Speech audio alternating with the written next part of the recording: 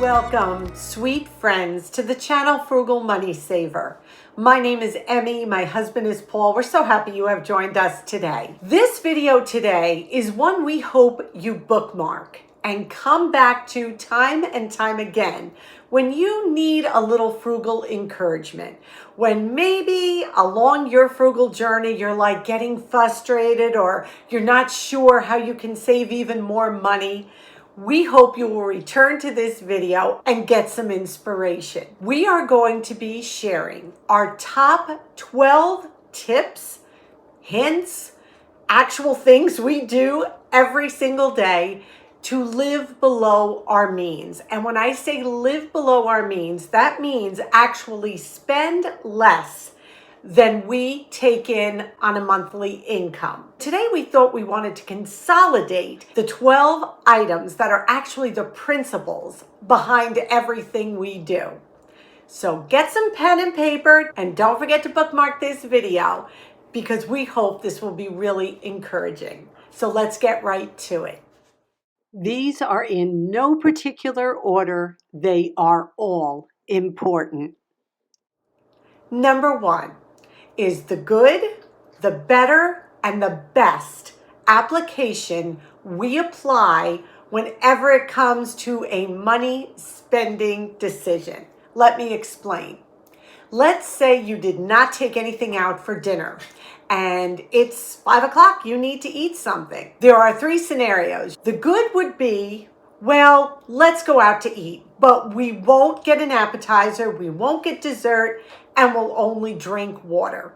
Okay, that's good. You're going to save some money there. Better would be, let's go through a drive-through, but I'm going to use my McDonald's app and we're only going to get a $5 deal and we're not going to get anything to drink. That's better than going to a restaurant.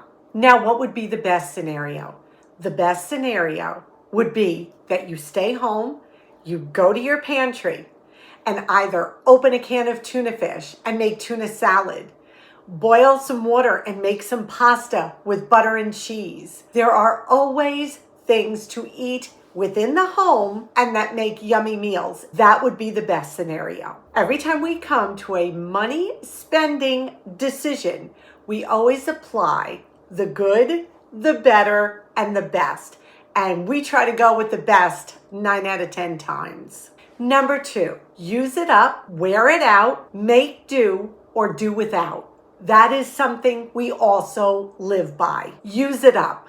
Well, basically that means use up what you have. If you've got bits and pieces of food in the refrigerator, put it together, make a casserole. If you've got an almost empty tube of toothpaste, make sure you squeeze it all out. If there's a little bit of lipstick left in that tube of lipstick, take a Q-tip, take it out and use it up. Don't be wasteful. That's the first part of that. The next part is wear it out. Well, we can apply that to our clothes, can't we? If we have perfectly good classic clothes, wear them until you can't wear them anymore. They go into play clothes or work clothes, bath towels when they're getting kind of ratty, make them into face cloths or make them into rags. Wear things out. Use them until there is nothing left to them. The next part of that is make do. Repurpose, reuse items into things that you need. Always look at something and say, before I throw it out, what can I do with it? What can I use it for? And the last one is do without.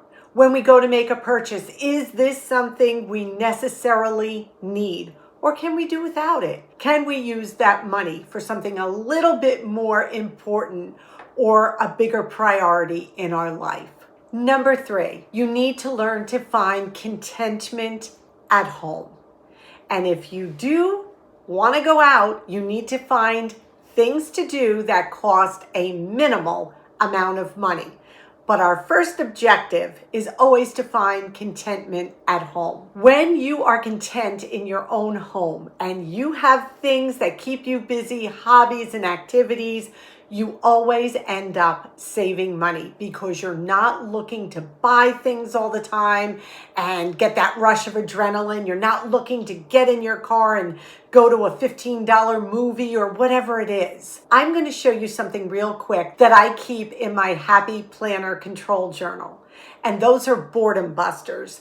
Things when I find myself kind of restless looking for something to do, I turn to these pages and I look at these things that I know I love to do but don't always think of doing them. Let me just show you a page in my control journal. And when we're finding contentment at home, we need to have ideas we can run to when we don't know what to do with ourselves instead of spending money. Now, what I have here are just a bunch of things that I like to do any time of year. And then I also created a summer edition, which are things that I like to do in the summer. And I'm going to now do a fall edition, which I will share with you soon.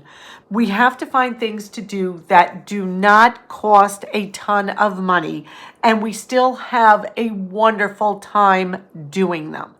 Number 4. When it comes to buying food, one of the greatest ways to stay below your means is to shop loss leaders. And you know, if you have followed us for any length of time, what a big advocate I am for loss leaders. But for those of you who may be new here or not exactly sure what a loss leader is or how to apply them to your weekly food budget, we're going to show you exactly how right now. This is our local ShopRite flyer. And those of you who say you don't get the flyers in the mail anymore, just go on to your local food store's website and they will always have the flyer there digitally that you can look at. I want to explain what a loss leader is. Loss leaders are usually on the front page of the flyer. They're drastically reduced priced items. And what the store is hoping is that you will come in and buy some of these loss leaders and then spend more money on other things. A lot of loss leaders can just be junk. Like here you go, Frito-Lay's snacks dips, 4 for $10. Well, if we don't buy that, that's $10 extra we can use on some whole foods. So watch out that they're just not pulling you in for junk food. Perfect example of some really good prices. 99 cents a pound for red, green, or black seedless grapes. 10 ears of corn for $2. Broccoli crowns are 99 cents a pound. A pound of baby carrots for 99 cents. Center cut pork chops, $1.99 a pound. Here's another great loss leader. Colavita pasta is on sale again for $1 a pound, which is great. If you plan your meals around these loss leaders, you will be able to stay way below your food budget. Number 5 is practice gratitude. Learn the art of being grateful for everything you have. When you feel like you want to spend money on something that is not a necessary purchase, it's not a necessity, look around your home. Go up to your clothes closet. Look at your shoes. Go into the living room and see what you have in the way of little pretty things, ornamental decorations. Look at your books. Look at your DVDs.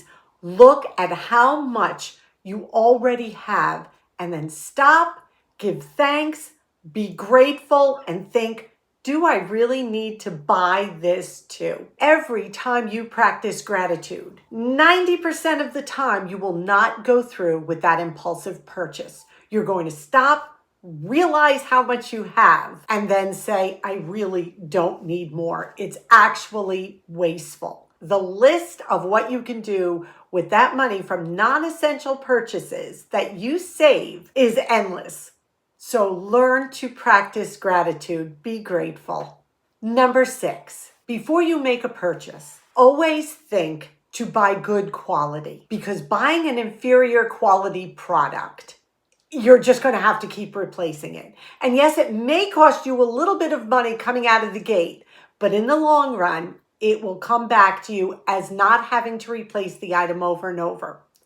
And if you can buy used, that's even better. I just want you to understand that buying used is not taboo. Don't think, oh my goodness, buying someone else's items has such a negative social stigma to it. Not at all. You are repurposing items that other people can no longer use. And a lot of times those items in thrift store are of good, high quality and practically brand new. Number 7, maintain and take good care of what you own. We are talking everything from your automobile to your oil burner, your furnace, your HVAC system, your clothing, your food, storing and handling it properly. These are all things that are investments.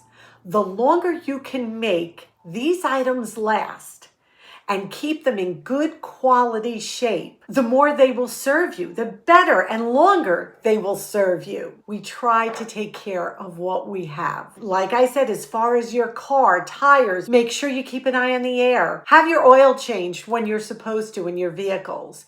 When you bring food home, store it in a way that will make it last. Very important to take care of what we own. Number 8, you need to have a budget.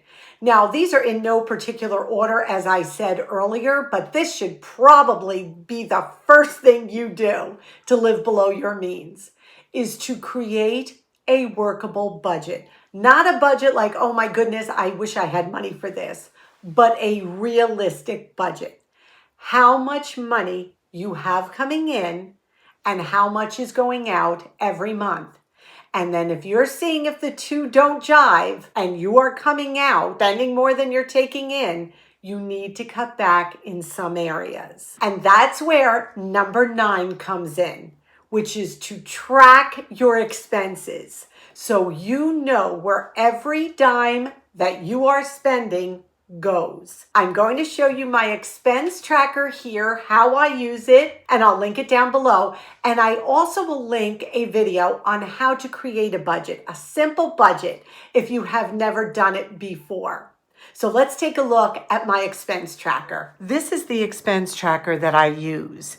And what I love about this expense tracker is it's got a category for everything, and I'll show you them in a minute. I will link this down below. This just keeps you accountable of how much money you are spending every month. Let me share with you the categories. So the first category you have is gasoline. The next is groceries. And I am talking even if you run out for a gallon of milk, log it in.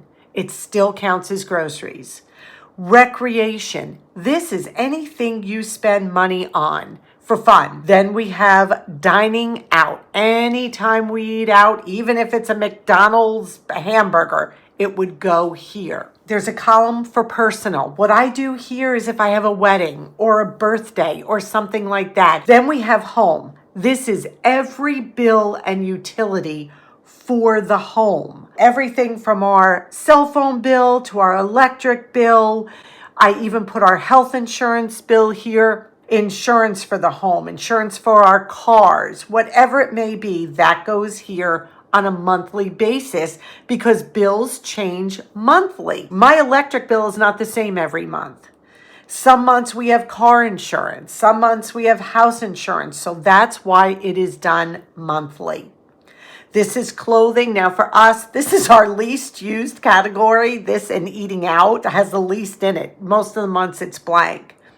And then miscellaneous, anything we may need to pick up for the home. If we go for an oil change for the car, something like that, that would go here. This is just a great way to know exactly what you're spending, how much you're spending, and when you're spending it. Number 10, and this is going to come as no shock at all, but stop eating out. If you need to cut expenses somewhere and you are looking at your expense trackers and you are seeing money going out for fast food, for restaurants, for cappuccinos, for chips and a soda at the convenience store, you need to cut back on those luxuries. Eating out is a luxury. And these expenses will add up. And think about where you can take that money and put it so that you are able to live below your means in another category that might be a necessity. Number 11 is try and reduce your utility costs as much as you can. Electricity, common sense stuff. Turn out your lights.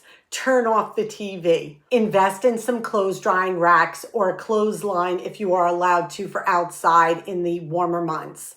And start drying some of your clothes. Even if you don't dry all your clothes, at least do the heavy items. At least do your jeans on a rack, your sweaters, your sheets out on the line. A dryer is a high energy use appliance. If you pay for your water, we do. Turn it off while you're brushing your teeth. Don't let it run endlessly before you get in the shower. Look around. Can you get a cheaper cell phone plan? I hope you all have done away with cable at this point. But I will ask you, how many streaming services do you do now? I'm seeing people fall into that trap, having 4 or 5 different streaming services, and it's costing you almost as much as cable now. Look at your utilities and say, how can I save and bring those monthly bills down? And number 12, learn to cook some food from scratch. It doesn't have to be everything. It could just be a couple of things that you're really good at. We're going to get into the kitchen today, and I am going to show you a recipe that I have never tried. I've never even tasted, but we are so excited to share it with you and to show you how easy it is to cook from scratch. When you have someone else prepare your food for you in the supermarket, convenience foods, frozen foods, chicken nuggets, and French fries, and things like that already prepared, compared to you making them yourself, you will save a tremendous amount of money. And it's also so much healthier for you. It really is. So let's get into the kitchen. Let's make something that Paul and I have never even tasted. Here you go. We are in the kitchen, and today we are making a Dutch baby pancake. We've never tried it, but we have all the ingredients, and I wanted to encourage you with something that was going to be easy yet delicious. First thing is I have a 10-inch oven safe skillet. The pan you're using has got to be safe in the oven, including the handle, for 425 degrees. Cast iron would also work well, but please make sure your pan can go up to 425 in the oven. I have 3 tablespoons of butter here. Now what I'm going to do is take this pan right now and put it in the oven that is preheating to 425 degrees. That will heat the pan and it will melt the butter. Other than the butter, we're going to need 3 eggs at room temperature, a dash of nutmeg, a tablespoon of sugar, half a cup of room temperature milk, and a half a cup of flour. Do not leave the milk or eggs out at room temperature for more than an hour. Now we're just putting everything into the bowl. And just a dash of nutmeg. Now you can put this in a blender to mix it, but I am just going to whisk it by hand until it's smooth. So we're getting a little creative right now. I have a banana I have to use up. I'm going to put this on the bottom of the pan before I put the batter over top. And what I think I'm going to do also is add just a little bit of cinnamon to this as well. You know, we're just putting our own spin on it. And you're going to want to whisk this until it's absolutely smooth. The butter melted. Remember, when you take that pan out of the oven, it is very hot. Now I'm going to carefully lay the bananas on the bottom. That butter is hot, so be careful. It called for 4 tablespoons of butter. I used 3. I will link the original down below, as I always do, but we tweaked it a little. Now, by no means do you have to put the bananas on the bottom. I'm going to take the batter and we're pouring it right over the hot butter and bananas. We're going to put it back into a 425 degree oven for 20 minutes. Our 20 minutes is up. At 425, I'm going to lower the oven to 300, and I'm going to put the timer on for 5 minutes at 300 degrees now. Here it is, hot out of the oven. Oh my goodness. Please use caution. This handle and pan is so hot. Now what I'm going to do is just take a little tiny bit of powdered sugar and put that over the top. We're going to let it sit a minute and then we're going to slice it and let's see how it is. So here we go. The Dutch baby with bananas and a little drizzle of maple syrup.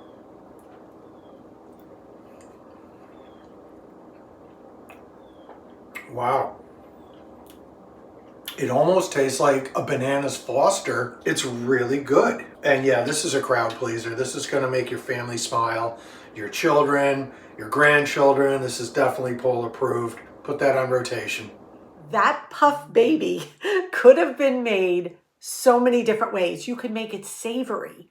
The varieties are endless. Get a basic cookbook, learn some scratch recipes, and the more you do it, the more comfortable you will become, and the more you will look at these pre-made frozen foods. Boy, my food tastes so much better. I promise that will happen. Question of the day: what is the number one way you live below your means? What is the one thing you do that you know saves you money and allows you to live below your means month after month after month?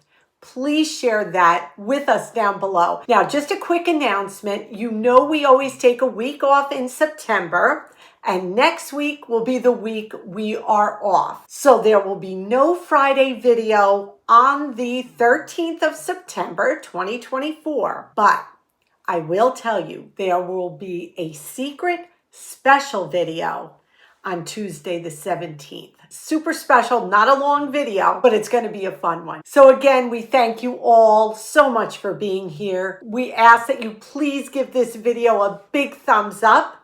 Subscribe if you haven't. Come on in and be part of our family. We ask you to be well. We ask you to be safe. And above all, we wish you blessings. Until our next video, may God greatly bless you.